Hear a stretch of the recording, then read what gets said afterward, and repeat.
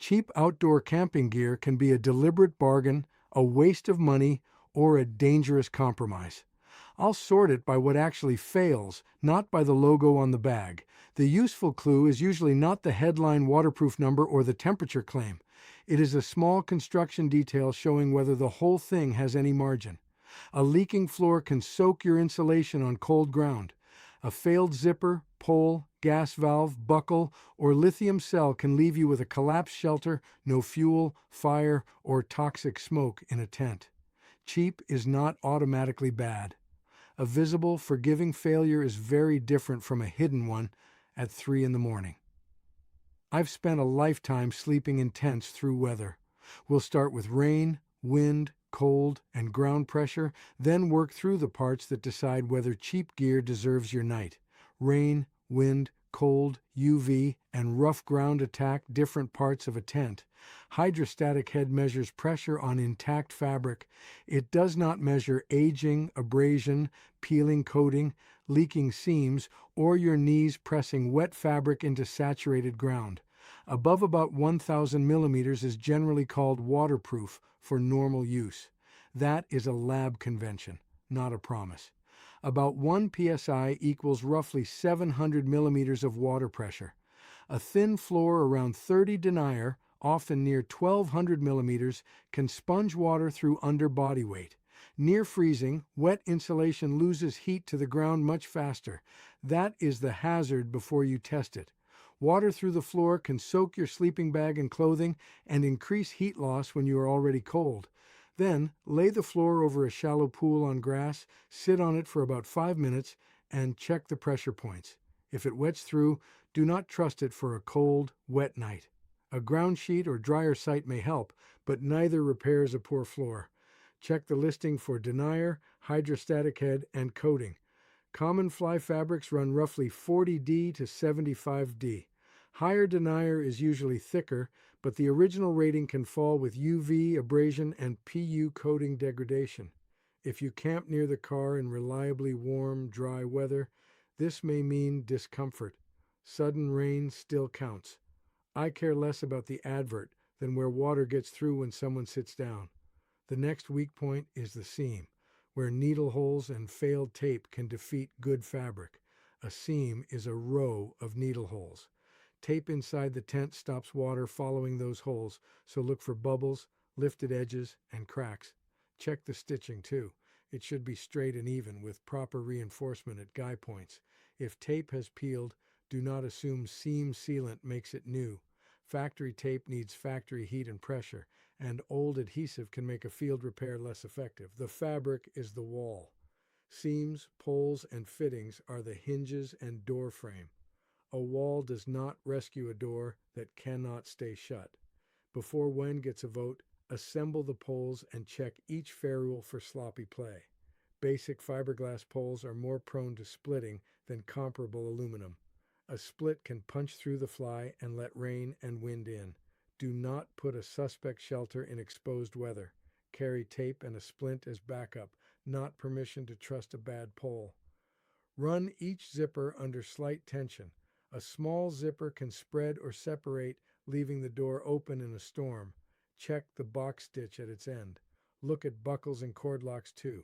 Chalky plastic, cracks, thin crossbars, or a line that slips.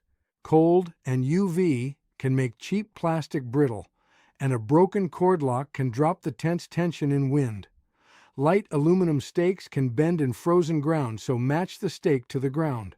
Borrowed gear gets the same inspection. Unknown history is unknown history. Note tape bubbles, zipper trouble, cracked hardware, and loose pole joints before packing. And the next failure is quieter still. A bag can look lofty and warm, while an optimistic temperature claim leaves you cold inside a tent that is standing just fine. A sleeping bag can look thick and still be a poor cold weather bag. Loft is only part of it. Thin fill, poor baffles, a damp shelter, and a sleeping pad that does not insulate well all leave places for warmth to get away. The ground is not scenery at night. It is where the warmth goes. An optimistic, Non-standard rating can leave you shivering through the night, and that can blunt your judgment around a stove or on the route next morning. So before you trust a bag in the cold, read the label. Look for ISO or EN testing. ISO 235371 2022 gives comfort, limit, and extreme ratings from a heated mannequin test. Plan from comfort, limit is colder, extreme is a survival threshold with serious risk of hypothermia and frostbite, not a sleeping target.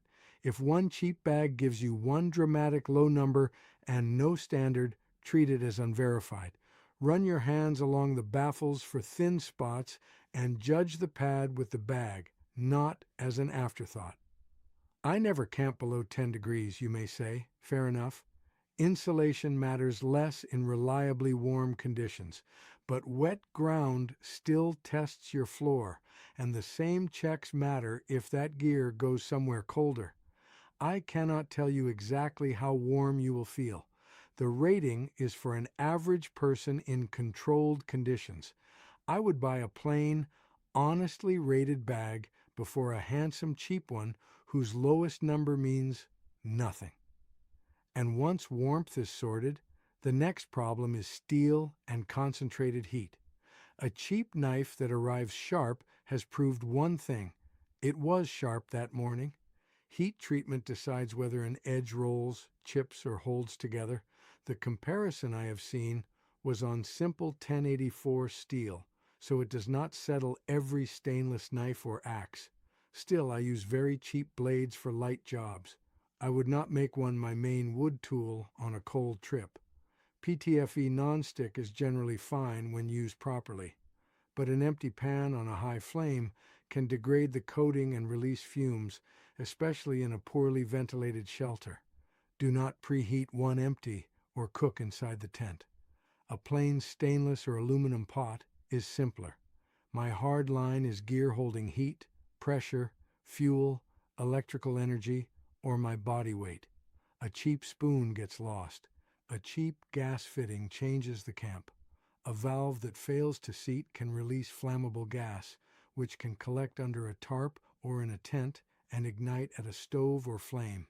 Test fittings outdoors with the stove unlit. Check threads, seals, and O-rings. These valve reports are anecdotal, not a measure of how often they happen. If you smell gas or it will not close fully, keep it away from flame and enclosed spaces. Do not use it, and do not charge an unknown lantern beside your sleeping bag.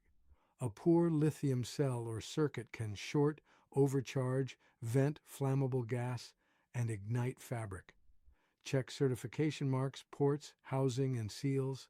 Stop using one that swells, heats abnormally, vents, or has exposed wiring. This is not to frighten you off camping. It tells you where to spend your caution. Now put the whole kit through one cold night check before you decide what deserves your money. Cheap gear is not all dangerous. Buy stakes, cord, simple tarps, plain pots, and spares you expect to lose. A stake that bends in frozen ground is a nuisance, so choose the stake for the ground and carry enough of them. A scratched pot is still a pot. Do not make the same bargain with anything holding heat, pressure, fuel, lithium energy, or your body weight. Before a wet, cold night, put the kit in order. Water first. Lay the tent floor over a shallow pool and sit on it for 5 minutes. If it sponges through, it has shown you its limit. Check denier, coating, seam tape, peeling or bubbles, and the box stitches at guy points. Run the zips under slight tension. Assemble the poles and check that the ferrules fit without excess play. Flex the buckles and cord locks gently, looking for cracks, chalkiness, thin crossbars, or slipping. An unverified sleeping bag stays in fair weather. Read for ISO testing and separate comfort, limit, and extreme. The extreme number is not a night's sleeping temperature. A leaking gas valve can release flammable gas into a tent or under a tarp, where a stove flame can ignite it. Check gas fittings outdoors, away from flame, and reject a canister that smells of gas or will not close properly. Reports of valve failures are anecdotal, so they show a possible failure, not its frequency. A cheap lithium device can overheat, vent, or burn inside a tent. Charge it away from bedding and flammable materials, and stop if the housing swells, gets abnormally hot, or lets in rain through poor seals. That is how you keep the cheap parts cheap and the expensive mistake out of the night. Sound gear can still let you down if you pitch it with a fair weather habit when cold, wind, or wet ground arrives. In what 30-year camping experts do differently, I will show the small decisions to make before dark so your shelter, sleep system, and stove are not being figured out at 3 in the morning. Set camp while your hands are still warm.